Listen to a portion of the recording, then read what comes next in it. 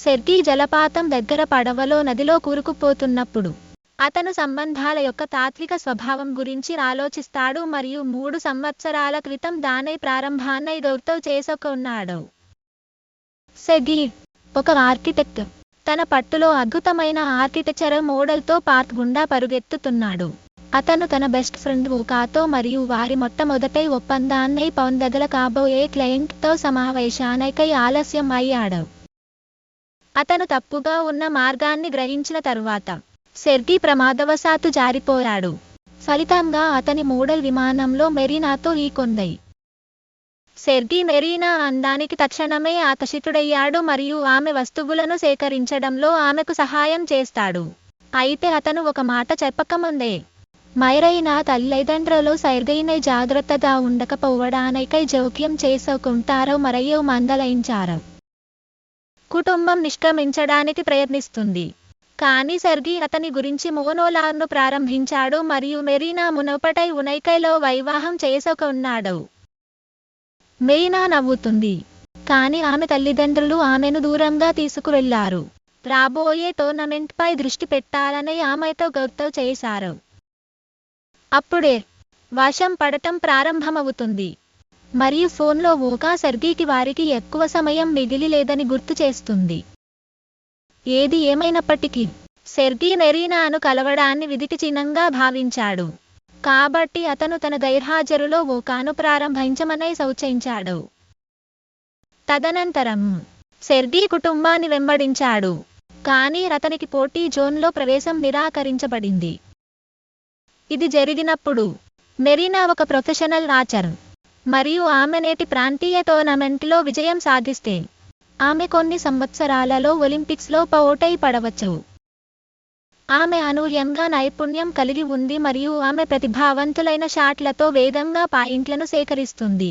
కురుస్తున్న వర్షంతో విస్మయం చెందుతుంది, కానీ ఆమె పోటీదారు సమానంగా నైపుణ్యం కలిగి ఉంటారు మరియు వారు త్వరలో ప్రతిష్టంభనకు చేరుకుంటారు. ఈ సమయంలో సెర్గీ ఆ ప్రాంతానికి ప్రత్యామ్నాయ ప్రవేశాన్ని కనుగొనడానికి ప్రయత్నిస్తాడు. గోడలో గ్యాప్ ద్వారా మెరీనాను క్రమానుగతంగా తనిఖీ చేస్తాడు. ఒక పెద్ద చెత్త కుండీని కనుగొన్న తరువాత అతను దానిపైకి ఎక్కి గోడపైకి దూకుతాడు. ఆపై అతను పొదల్లోంచి దూసుకుపోతాడు. చివరికి అతను కాంపిటీషన్ జోన్లో ఉద్భవించాడు. ఆమె చివరి ప్రయత్నంలో మెరీనా దృష్టి మరల్చడానికి మాత్రమే ఆమె బదులుగా అతని భుజంపై కాల్చాయి. ఆమె నష్టానికై దారితీసింది. మెరీనా సెర్గీకి సహాయం చేయడానికి తొందరపడుతుంది, కానీ అతను నొప్పితో అస్పష్టంగా కనిపిస్తాడు. బదులుగా అతను మెరీనాతో ఆనందకరమైన వైవాహిక జీవితాన్ని కలిగి ఉన్న దృశ్యం గురించి మాట్లాడటం ప్రారంభించాడు. కాసేపట్లో మెడిక్ వచ్చి అంబులెన్స్లో సెర్గీని దూరంగా కొట్టారు. సెర్గీ పెళ్లికి మంచి ఆరోగ్యంతో ఉంటారని చింతించవద్దని మెరీనాకు హామీ ఇచ్చారు. తరువాత సెర్గీ మెరీనాకు ప్రపోజ్ చేయడానికి ఆసుపత్రి నుండి పారిపోయాడు. 3 సంవత్సరాల వైవాహిక ఆనందం గడిచిపోతుంది, కానీ త్వరలో పరిస్థితి గందరగోళంగా ప్రారంభమవుతుంది. సెర్గీ ఒక వర్క్హోలిక్. వారి వార్షికోత్సవంలో కనిపించడంలో విఫలమయ్యాడు.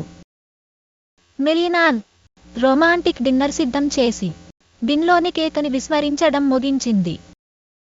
సంస్థలో సెర్గీ మరియు వుకా ఈ ప్రాజెక్టును భద్రపరచడానికి 3 సంవత్సరాలు కష్టపడ్డారని మరియు ఇది చివరగా ప్రధాన ఆర్కిటెక్ట్గా ఉండటానికి సెర్గీకి అవకాశం అని వెల్లడించారు.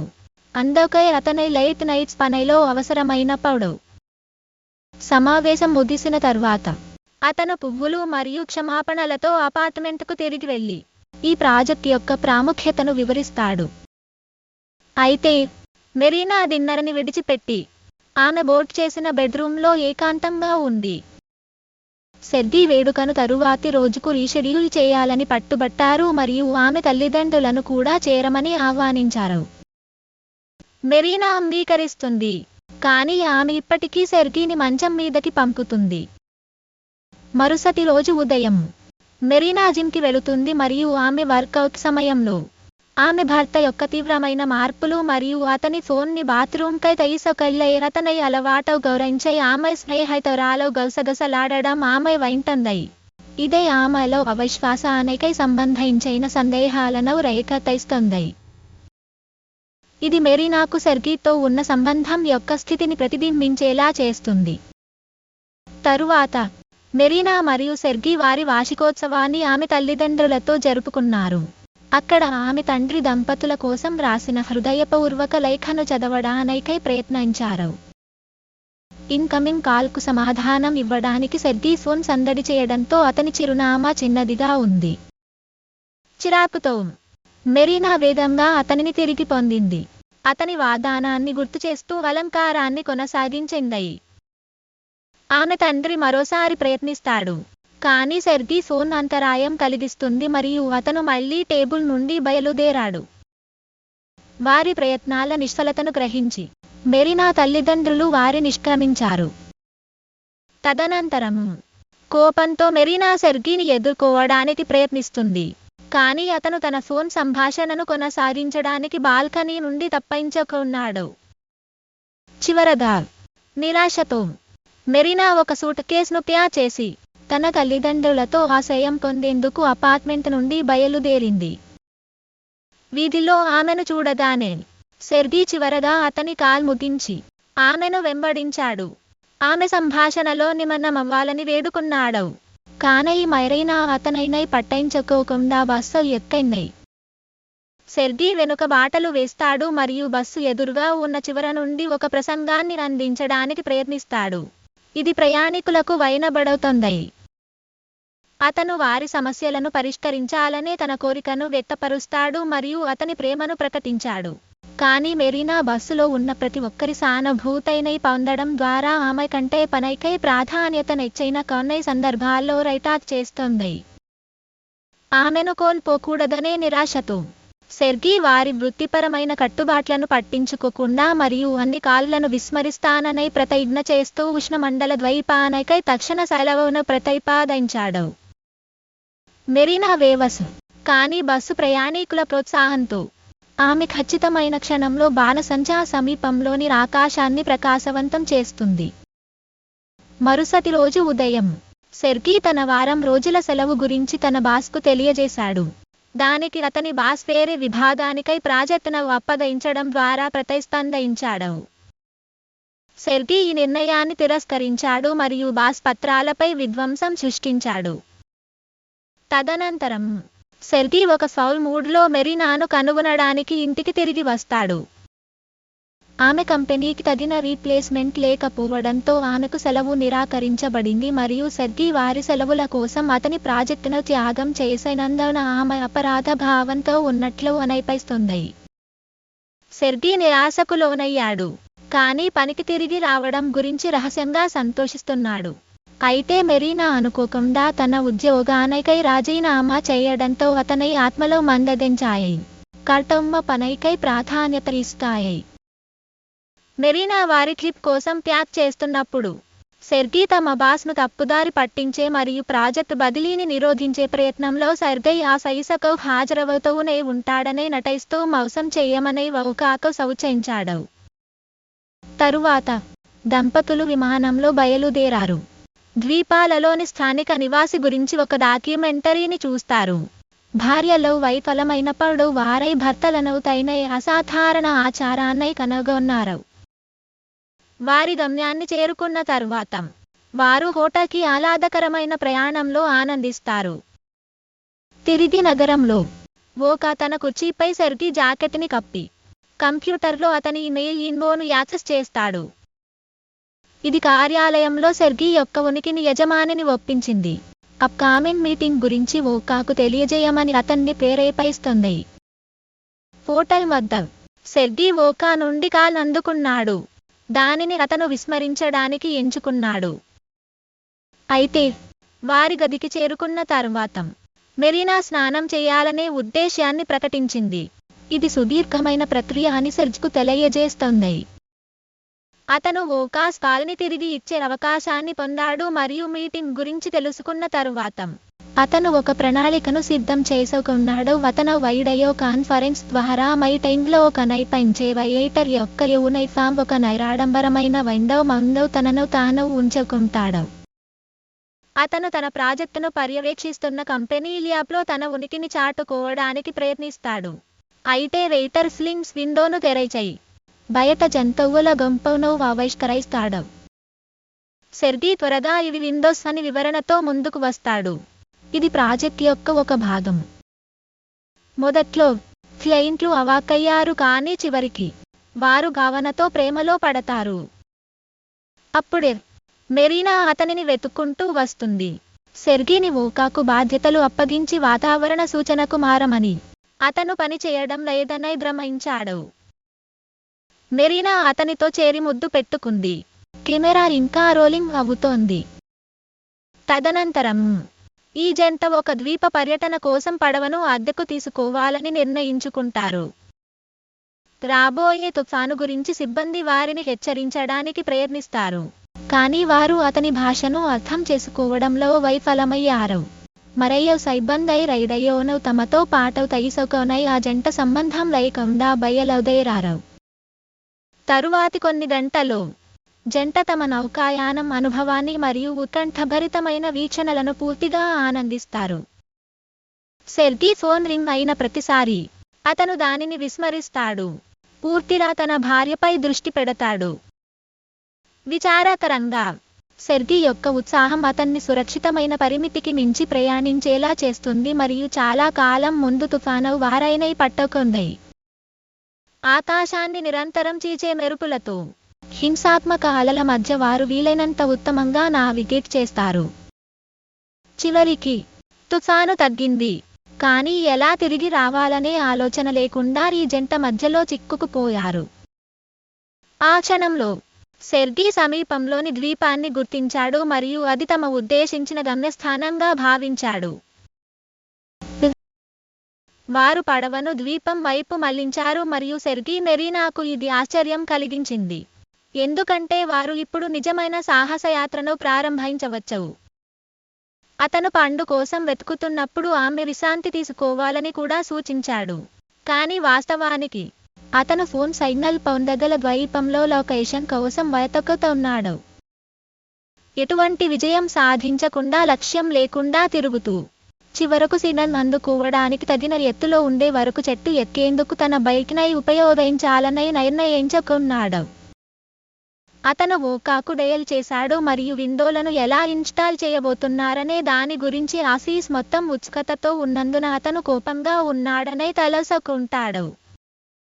గందరగోళాన్ని పెంచడానికి అతను మరియు మెరీనా కెమెరాలో ముద్దును పంచుకోవడం వారు చూశారు మరియు మరుసటి రోజు ఉదయం సమావేశానికి సెర్గీ హాజరు కావాలని వారు డిమాండ్ చేశారు.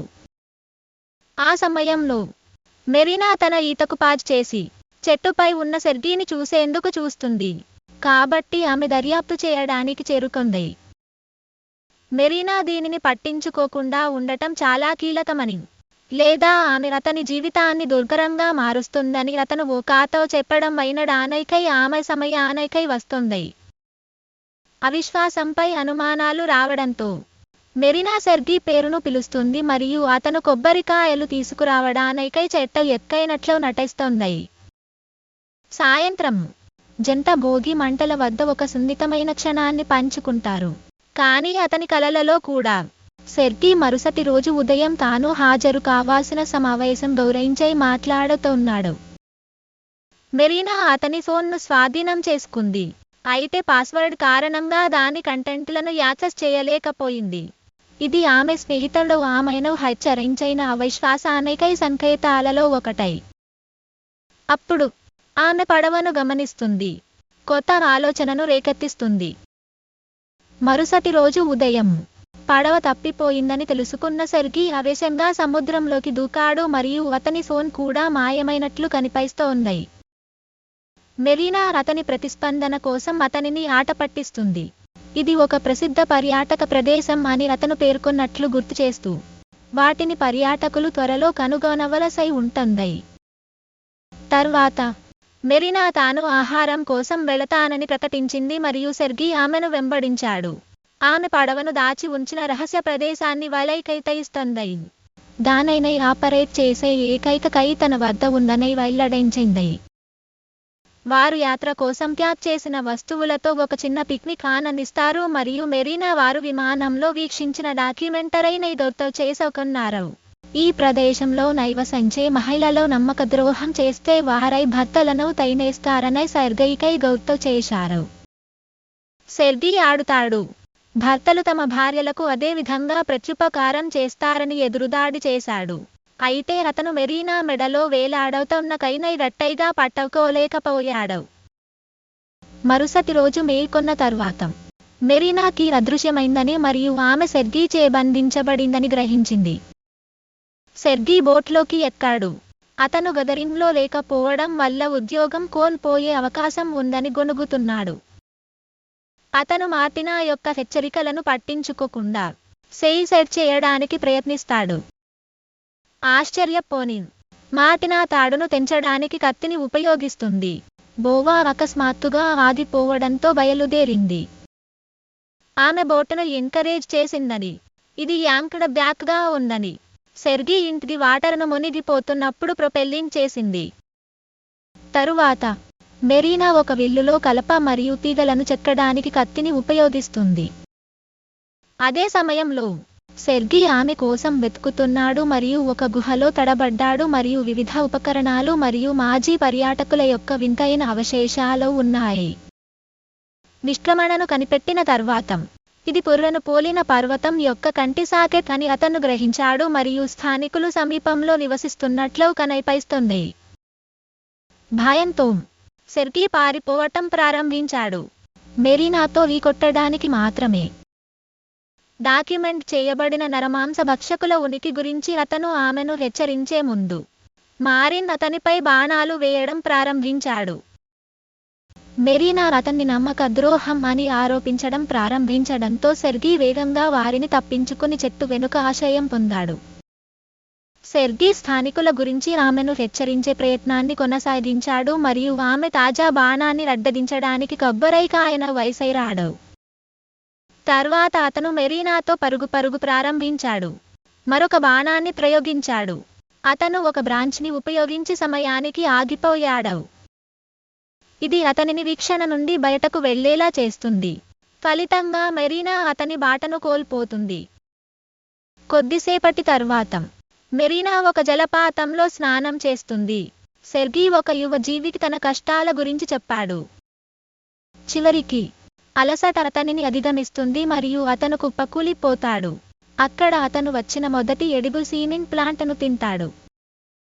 అకస్మాత్తుగా అతను ఒక వాయిస్ని విన్నాడు మరియు అతని పక్కనే ఉన్న పెన్నుతో కొన్ని పేపర్ మెటీరియలైజ్లు ప్రశ్నకు ప్రతిస్పందించడానికై అతను వెంటనే ఉపయోగించుకుంటాడు. ఆ తక్షణమే వోకా కనిపించి ప్రాజెక్ట్ సమస్యలన్నింటినీ అద్భుతంగా పరిష్కరించినందుకు అతనిని మెచ్చుకుంది. సెర్గీని చంపాలనే మోనికా కోరికలను నేర్చుకోవడంలో వోకా అసహనం చెందాడు.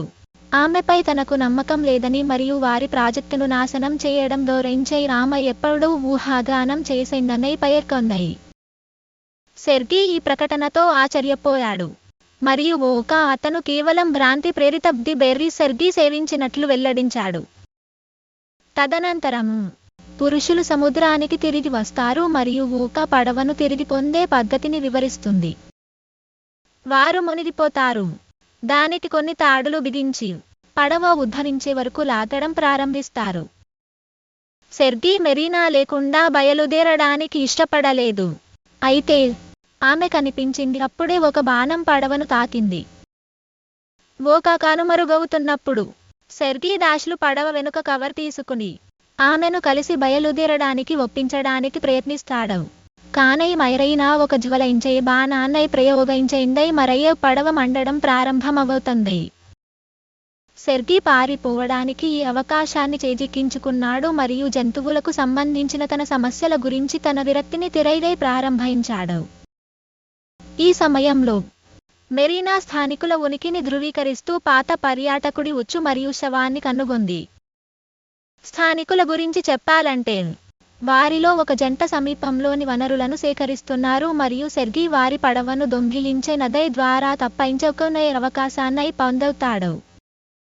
చాలా గంటల పాటు ఆవేశంగా స్విమ్మింగ్ చేసిన తర్వాత సెర్గీ ఒడ్డుకు చేరుకుని వోకా యొక్క పునఃప్రదర్శనను ప్రేరేపిస్తాయనే ఆశతో బెర్రీలను మరోసారి వినియోగించడం ప్రారంభించాడు. అయితే మెటీరియలైజ్ చేసే వ్యక్తి మెరీనా తండ్రి హాయ్ మెరీనా హ్యాండ్లింగ్ కోసం సెర్గీని చీటింగ్ చేయడం ప్రారంభించాడు. పొదల్లో దాగి ఉన్న ఒక స్థానికుడు ఇవన్నీ గమనిస్తాడు మరియు అతను వృద్ధుడిని గుర్తించలేనందున సెర్గీ తన మనస్సును కోల్పోయాడని అతను నమ్ముతాడు. తీవ్ర చర్చ తర్వాత మెరీనా తండ్రి తన భార్యను రక్షించడం తన బాధ్యత అని సెర్గీకి తెలియజేశాడు. అందుకే సెర్గీ మెరీనాను అపస్మారక స్థితికి తీసుకువెళ్ళాలి మరియు ఉమ్మడి ఎస్కేప్ కోసం ఆమెను పడవలో ఉంచాలి. పురుషులు వెంచర్లో ఫారెస్ట్ మరియు స్పాట్ మెరీనాకు చేరుకుంటారు. సెర్గీని వెనుక నుండి జాగ్రత్తగా చేరుకోవడానికై దారైతైసైంది. ఆమె తైరగవుతున్నప్పుడు ఆమె అతనైనా గమనించలేదని నిర్ధారిస్తుంది. అతను దాడి చేయడానికి ఇష్టపడడు, కానీ తండ్రి అదృశ్యమయ్యే ముందు పట్టుదలతో ఉంటాడు. సెర్గీ మెరీనాను స్పృహ కోల్పోవడానికి ఒక శాఖను ఉపయోగించి కొట్టమని ప్రేరేపిస్తాడు. ఆమె పరిస్థితిని పరిశీలించడానికి అతను సమీపిస్తున్నప్పుడు అతను తెలియకుండానే ఒక ఉచ్చును ప్రేరేపిస్తాడు. అది అతన్ని చెట్టు నుండి తలక్రిందలుగా వేలాడుతూ ఉంటుంది. మెరీనా స్పృహ తిరిగి పొందింది మరియు అతనిని విడిపించడం గురించి అనిశ్చితంగా ఉంది. కానీ అప్పుడే స్థానికులు కనిపించే మెరీనా పారైపోతారు. కొంతమంది పురుషులు సెర్గీని ట్రాప్ నుండి రక్షించగా మరో గుంపు మెరీనాను వెంబడించింది. ఆమె వీలైనంత వేగంగా పరుగెత్తుతుంది మరియు అంతిమంగా స్థానికుల నివాసాన్ని కనుగొంటుంది. అక్కడ ఆమె గుడారాలలో ఒకదానిలో ఆశ్రయం పొందుతుంది. వేటగాళ్లు వెంటనే చేరుకుంటారు మరియు మెరీనా కోసం గ్రామం మొత్తాన్ని వెతకడం ప్రారంభిస్తారు. అయితే ఒక స్థానిక మహిళ తన భర్త నిరంతరం లేకపోవడం గురించి గమనిస్తుంది. అతను మెరీనాను వెతుక్కుంటూ వచ్చినప్పుడు అతను తన భార్య యొక్క ఆప్యాయతను విస్మరించి గాయపడిన స్త్రీని విడిచిపెట్టి ఆమె ఒక డేరాలో ఆమెను గుర్తించిన తర్వాత మెరీనా ఉన్న ప్రదేశాన్ని దాచిపెడుతుంది. ఆమె భర్త బయలుదేరిన తర్వాత స్త్రీ మెరీనాను మరింత నిశితంగా పరిశీలిస్తుంది. ఆమె చాలా చమత్కారంగా మరియు ఆమె వెడ్డింగ్ బ్యాండ్ ద్వారా మంత్రముగ్ధులను చేస్తుంది. పురుషులు ఆ గుడారాన్ని కనుగొనే సమయానికి స్త్రీలిద్దరూ అదృశ్యమయ్యారు. మెరీనా ముసుగులో వేటగాళ్లతో అడవి గుండా వెళుతోంది. కానీ వారు దగ్గరగా ఉన్న సమయంలో సెర్గీ ఆమెను పట్టుకుని గుహలోకి లాగాడు. అతను జాయింట్ ఎస్కేప్ను ప్రతిపాదిస్తాడు, కానీ మెరీనా అవిశ్వాసం యొక్క ఆరోపణలను తగ్గించడంతో అతనిపై దాడి చేయడం ప్రారంభిస్తుంది. గుహలోని వివిధ వస్తువులను దాచిపెట్టి మెరీనాలో కొన్ని శరీరాలు దొర్లుతున్నప్పుడు అతను నమ్మకద్రోహం కాదని స్పష్టం చేయడానికై సెర్గీ ప్రయత్నించాడు.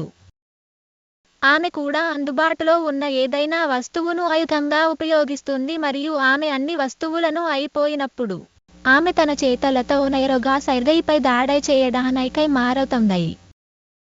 కొట్లాట ఏర్పడుతుంది మరియు కొన్ని మార్పిడి దెబ్బలు మరియు ఒకరినొకరు విసిరేయడము.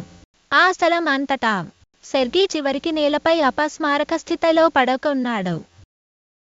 ఆందోళనతో మెరీనాను నిర్వహించడం ప్రారంభించింది మరియు సెర్గీ స్పందించినప్పుడు ఆమె నిరాశతో అతని ఛాతీపై కొట్టినప్పుడు ఆమె ఏడుస్తుంది. ఇది చివరకు అతనిని ఉత్తేజపరుస్తుంది. తదనంతరం జంట అడవి గుండా ఉమ్మడి ఎస్కేప్ చేస్తుంది మరియు సెర్గీ వారు విడాకులు తీసుకోవాలనే నిర్ణయానికి వచ్చారు. మెరీనా దీనితో బాధపడుతోంది, అయితే సమ్మతించింది. వారు అవమానాలను వర్తకం చేయడం ప్రారంభిస్తారు.